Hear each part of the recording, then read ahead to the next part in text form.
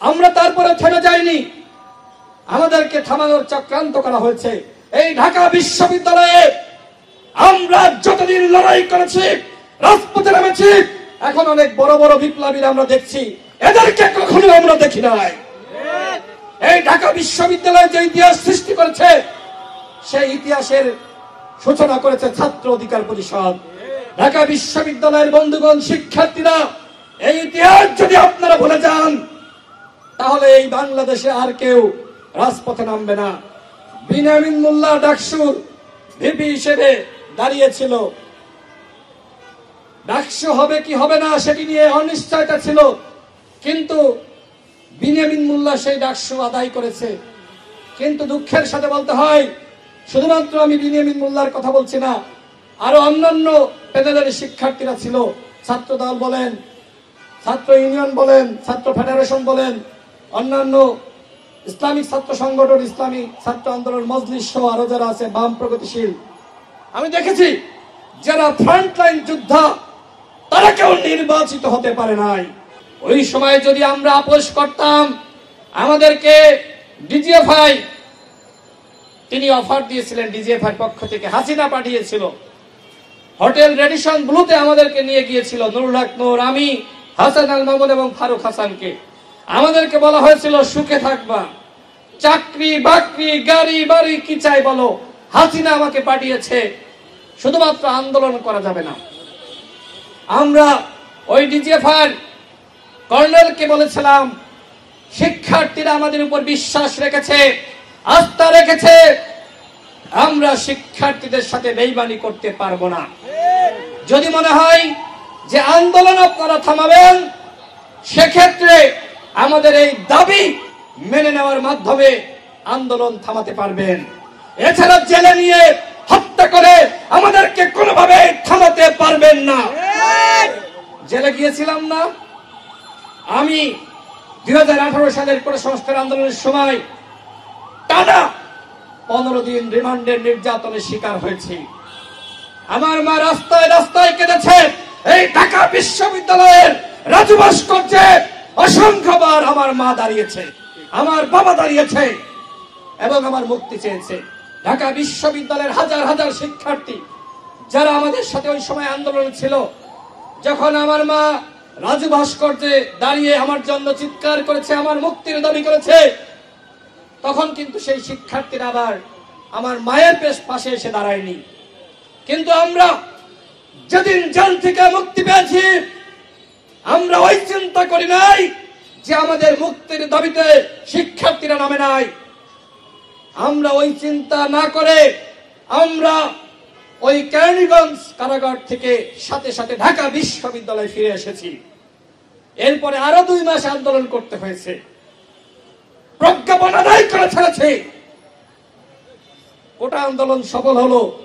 এরপরে 19 সালের ডাকসু নির্বাচন, সেই নির্বাচনে ভিপিজিএস সহ আমরা 11টি পদে পাশ করেছিলাম। সে সময় আমাদের সাথে অনেকে নির্বাচন করতে রাজি হয়নি, ভয় পেয়েছে। যারা এসেছিল তাদের নিয়ে ছাত্রলীগের বিরুদ্ধে লড়াই করেছিলাম এবং সেই লড়াইয়ে আমরা জিতেছি। যারা আমাদের সাথে ছিল অল্প কয়েকজন, আমরা জানি কিভাবে অল্প কয়েকজনের লড়াইকে কিভাবে জনতার লড়াইয়ে পরিণত করতে হয়, আমরা জানি। যে কারণে আমরা হতাশ হইনি। আমরা প্যানেল দিয়েছিলাম, সেই প্যানেল থেকে আমরা 11 জন নির্বাচিত হলেও মাত্র 2 জনকে ঘোষণা করা হয়, নুরুল হক নূর এবং আক্তার হোসেন। আমি সেই সময় একমাত্র প্রার্থী হিসেবে চ্যালেঞ্জ করেছিলাম, আমি হারি নাই, অভিযোগ দাখিল করেছিলাম একমাত্র প্রার্থী হিসেবে, আমার আত্মবিশ্বাস ছিল। কিন্তু সেই সময় আমি সমাধান পাই নাই। এরপরে 24-এর গণঅভ্যুত্থানের পরে আমি এই বর্তমান প্রশাসনের কাছে আবারও অভিযোগ দাখিল করি।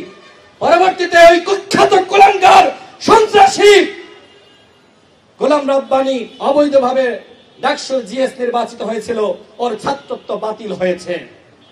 আমি বিশ্ববিদ্যালয় প্রশাসনকে ধন্যবাদ জানাই। আমি ডাকসুর জিএস হতে পারি বা না হতে পারি, গোলাম রাব্বানি যে অবৈধভাবে নির্বাচিত হয়েছিল সেইটা আমি প্রমাণ করতে সক্ষম হয়েছি। জিএস হয়ে কি হবে, ভিপি হয়ে কি হবে, যদি জনগণের জন্য কাজ না করতে পারি? আমরা কি থেমে গিয়েছিলাম? ফারুক হাসান এজিএস ক্যান্ডিডেট ছিল, বিনিয়ামিন মোল্লা ছাত্র অধিকার পরিষদের সভাপতি, তিনিও একটি হল সংসদের ভিপি হিসেবে ক্যান্ডিডেট ছিল। তাহলে এই বিনিয়ামিন মোল্লা যে 4 বার জেল খাটলো কার জন্য, কি জন্য? শিক্ষার্থীরা সেটা মূল্যায়ন করে নাই। ছাত্র দলের ভিপি ক্যান্ডিডেট, জিএস ক্যান্ডিডেট সকালবেলায় তাদের বিরুদ্ধে আচরণবিধি লঙ্ঘনের অভিযোগ তোলা হলো। দুপুর গড়িয়ে গেল, এই অভিযোগ চলতেই থাকলো। শিক্ষার্থীরা মনে করলো সে তো বেয়াদব। এমন ধরনের ন্যারেটিভ তৈরি করা হয়েছিল যে ছাত্রলীগ আর ছাত্র দল একই রকম। এই ন্যারেটিভ, এই প্রোপাগান্ডা কারা তৈরি করেছে? আজকে ঢাকা বিশ্ববিদ্যালয়ে আমরা দেখেছি সাধারণ শিক্ষার্থী বসে আন্দোলন করা হয়েছে, পরবর্তীতে তারা আবার শিবিরের প্যানেল থেকে নির্বাচন করেছে। What is this? আপনি সাধারণ শিক্ষার্থী বসে আন্দোলন করলেন, ভালপাড়া থেকে আপনি সাধারণ শিক্ষার্থীদেরকে নামালেন, আপনি তারেক রহমানের বিরুদ্ধে স্লোগান দিলেন, এরপরে কি হলো? আপনারা যারা প্রকাশ্যে রাজনীতি করতে চান আমাদের কোনো আপত্তি নাই, কিন্তু অপ্রকাশ্যে সাধারণ শিক্ষার্থী বেশে আপনারা যদি আন্দোলন করেন তাহলে ওই যে শিবির সন্দেহে হত্যা করা সেটা কিন্তু বন্ধ হবে না, যে হত্যাকাণ্ডের শিকার হয়েছে আবরার ফাহাদ।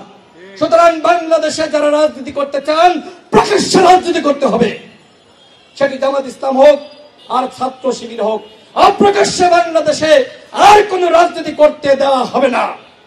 এবং যদি অপ্রকাশ্য রাজনীতি চলে এর খেসারত এই আবরার ফাহাদদেরকে দিতে হবে, এবং আমাদেরকেও দিতে হয়েছে, আমাদেরকে ব্লেম দেওয়া হয়েছে, শিবির ব্লেম দেওয়া হয়েছে। আমি এই কথাগুলো কেন বললাম? একটি কারণ, যে অপ্রকাশ্য রাজনীতির সব থেকে ক্ষতির শিকার হয় সাধারণ শিক্ষার্থীরা। তাদেরকেও সন্দেহ করা হয় যে একই শিবির নাকি সাধারণ শিক্ষার্থী। সুতরাং এই রাজনীতি আমাদেরকে এই গণঅভ্যুত্থানের পরে আর করার সুযোগ নাই। হ্যাঁ, রাজনীতি করেন ক্যাম্পাসে, প্রকাশ্যে ছাত্র অধিকার পরিষদের রাজনীতি করেন, ছাত্র দলের রাজনীতি করেন, ছাত্র শিবিরের রাজনীতি করেন, অন্যান্য বাম সংগঠন, ইসলামিক সংগঠনের রাজনীতি করেন, আমাদের কোনো আপত্তি নাই। কিন্তু আর কোন আবরার ফাহাদকে যাতে জীবন দিতে না হয়, সেই ধরনের রাজনীতি বাংলাদেশে আর যেন না হয়, এই আহ্বান আমি ঢাকা বিশ্ববিদ্যালয়ের প্রশাসনের কাছে রাখছি। সর্বশেষ বলতে চাই, এখনো পর্যন্ত মনে পড়ে আবরার ফাহাদের কথা। একজন মেধাবী শিক্ষার্থী, আমার নিজ জেলা ঝিনাইদহ, তার পাশে কুষ্টিয়া, সেই জেলার সন্তান। আমি তার বাড়িতে গিয়েছি।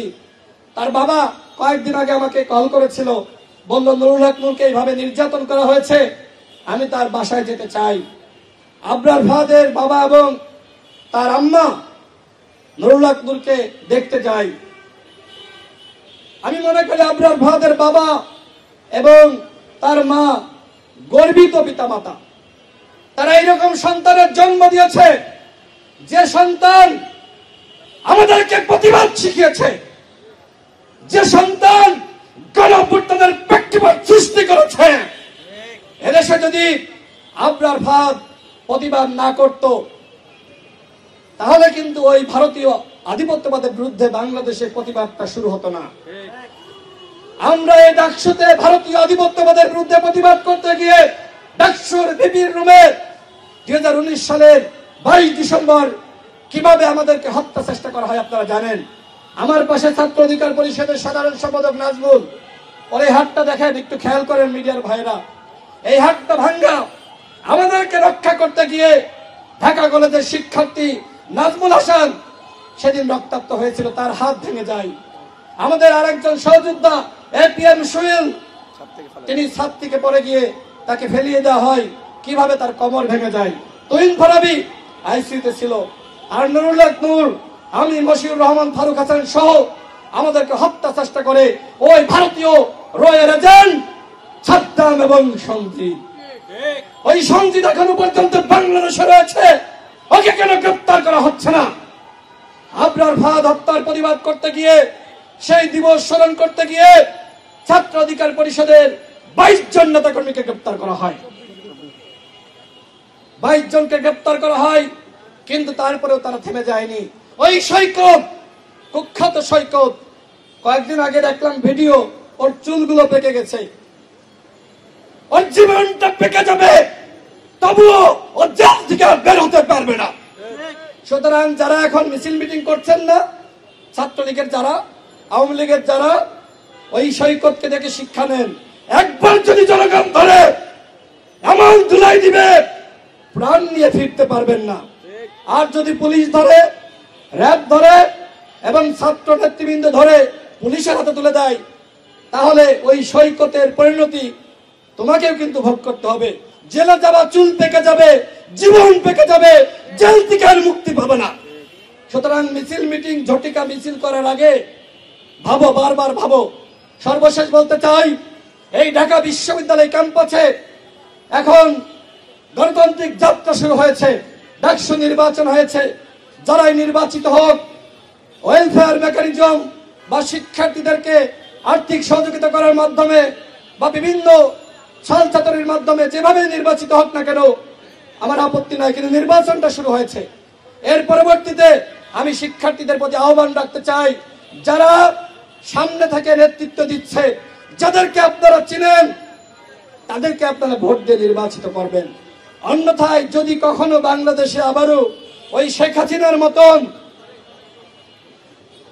স্বৈরাচারী শাসন ব্যবস্থা সৃষ্টি হয়, তাহলে কিন্তু এই নাজমুলদেরকে, বিনিয়ামিন মোল্লাদেরকে পাবেন না, ওরা আর সৃষ্টি হবে না। ওরা হতাশ হয়ে যাবে যে আমরা লড়াই করলাম, জীবন দিলাম, আমরা ত্যাগ করলাম, জেল খাটলাম, রিমান্ডের নির্যাতনের শিকার হলাম, আর শিক্ষার্থীরা আমাদেরকে মূল্যায়ন করলো না। সামান্য 2000 টাকার ভিত্তি, সামান্য এই ওয়েলফেয়ার আর্থিক সহযোগিতা, এই কারণে তাদেরকে ভোট দেওয়া হলো। আজকে যাদের টাকা নাই, তাহলে কি তারা গণতান্ত্রিক আন্দোলন করবে না, রাজনীতি করবে না? এই টাকার কাছে আমরা যখন ঢাকা বিশ্ববিদ্যালয়ে ছিলাম, মাথা নত করি নাই। সুতরাং অর্থবিত্তের কাছে মাথা নত করে ওই কালো টাকার রাজনীতি এই ঢাকা বিশ্ববিদ্যালয়ে করা যাবে না। শিক্ষার্থীরা এখন সচেতন, আমি বলবো আরো সচেতন হন। ডাকসু নির্বাচন শুরু হয়েছে, এর ধারাবাহিকতা বজায় থাকুক। যারা ফ্রন্টলাইন যোদ্ধা, তাদেরকে আপনারা ভোট দিবেন, আমি সেই প্রত্যাশা করছি। সর্বশেষ বলতে চাই, এই ঢাকা বিশ্ববিদ্যালয়ে গণতান্ত্রিক যাত্রা শুরু হয়েছে, আর কোন কালোরুম, গেস্ট রুম ঢাকা বিশ্ববিদ্যালয়ে ফিরিয়ে আনা যাবে না, এবং লেজুর ভিত্তিহীন রাজনীতি এই ঢাকা বিশ্ববিদ্যালয়ে প্রতিষ্ঠা করতে হবে। সেই রাজনীতি করছে ছাত্র অধিকার পরিষদ। সেদিন আমার ফেসবুক পোস্ট দেখে ঢাকা বিশ্ববিদ্যালয়ের শিক্ষক আসিফ নজরুল স্যার আমাকে কল দেন। তিনি বলেন, রাশেদ, তোমাদের ছাত্র অধিকার পরিষদের প্রোগ্রামে আমি আসতে চাই, তোমাদের সাথে হাতে হাত রেখে প্রতিবাদ করতে চাই। আজকেও দেখলাম আসিফ নজরুল স্যার সেই ছবি পোস্ট শেয়ার করেছেন। যখনই কাউকে শিবির ব্লেম দেওয়া হয়েছে, এই ঢাকা বিশ্ববিদ্যালয়ের আমরা অন্যান্য শিক্ষকদেরকে পাশে পাইনি। এখন আসিফ নজরুল স্যারকে নিয়ে অনেকে সমালোচনা করে, যেহেতু তিনি দায়িত্বে আছেন, তার সমালোচনা করতেই পারে, সেটা নিয়ে আমি কথা বলবো না। কিন্তু শিবির ব্লেম দিয়ে যখন কোন শিক্ষার্থীকে রক্তাক্ত করা হয়েছে, শাহবাগ থানায় দেওয়া হয়েছে, তখন একমাত্র শিক্ষক হিসেবে আমরা আসিফ নজরুল স্যারকে সবসময় পাশে পেয়েছি। এই সত্য কথা তো আমাকে বলতে হবে, বলতে হবে না? এবং যখন এই ঢাকা বিশ্ববিদ্যালয়ে কোন শিক্ষার্থীকে শিবির ব্লেম দেওয়া হয়েছে, ডাকসুর তৎকালীন ভিপি নুরুল হক নূরের নেতৃত্বে আমরা শাহবাগ থানায় গিয়েছি। যতক্ষণ না পর্যন্ত তাদেরকে মুক্তি দেওয়া হয়েছে, আমরা কিন্তু ওই থানার সামনে থেকে সরি নাই। এইটা হলো ছাত্র অধিকার পরিষদের ইতিহাস। ছাত্র অধিকার পরিষদ কারণ দেখানো পথে হাঁটে না, নতুন ইতিহাস সৃষ্টি করেছে। 2018 সালের কোটা সংস্কার আন্দোলন, সেই আন্দোলন সফল করেছে ছাত্র অধিকার পরিষদ। লড়াই সংগ্রাম করেছি। আমার মনে পড়ে, আমরা যখন খবর পাই বুয়েটের একজন শিক্ষার্থীকে নির্মমভাবে পিটিয়ে শিবির ব্লেম দিয়ে ছাত্রলীগের ক্লাঙ্গার সন্ত্রাসীরা হত্যা করেছে, ওই দিন আমি কোর্টে একটি মামলার হাজিরা দিতে গিয়েছিলাম। আমাদের একটি ফেসবুক গ্রুপ ছিল, আমরা যারা ঢাকা বিশ্ববিদ্যালয়ের শিক্ষার্থী ছিলাম, সেখানে জানানো হয় একজন শিক্ষার্থীকে হত্যা করা হয়েছে, বুয়েটের শিক্ষার্থী। আমার সাথে ফারুক হাসান, মশিউর রহমান সহ অনেকে সেদিন কোর্টে হাজিরা দিতে চাই। আমরা তখন গ্রুপে মেসেজ দেখে বলি, তোমরা প্রতিবাদ নামাও, অর্থাৎ ছাত্র অধিকার পরিষদের নেতৃবৃন্দকে বলা হয় তোমরা প্রতিবাদ শুরু করো। এরপরে আমরা রাজু ভাস্কর্যে প্রতিবাদ শুরু করি। তখন ঢাকা বিশ্ববিদ্যালয়ের অন্যান্য ক্রিয়াশীল ছাত্র সংগঠনের নেতৃবৃন্দরা তারা আমাদের সাথে যুক্ত হয়। এই ছাত্র অধিকার পরিষদকে ধন্যবাদ জানাচ্ছি যে তারা আবরার ফাহাদ হত্যার প্রতিবাদে 2019 সালে প্রোগ্রাম করেছে। এরপরে প্রতি বছর একমাত্র সংগঠন হিসেবে তারাই কিন্তু এই দিবসটি স্মরণ করেছে। সরকারের কাছে আমার আহ্বান, আবরার ফাহাদ হত্যার শিকার হয়েছে, এই দিনটিকে রাষ্ট্রীয় দিন হিসেবে কিভাবে স্মরণ করা যায়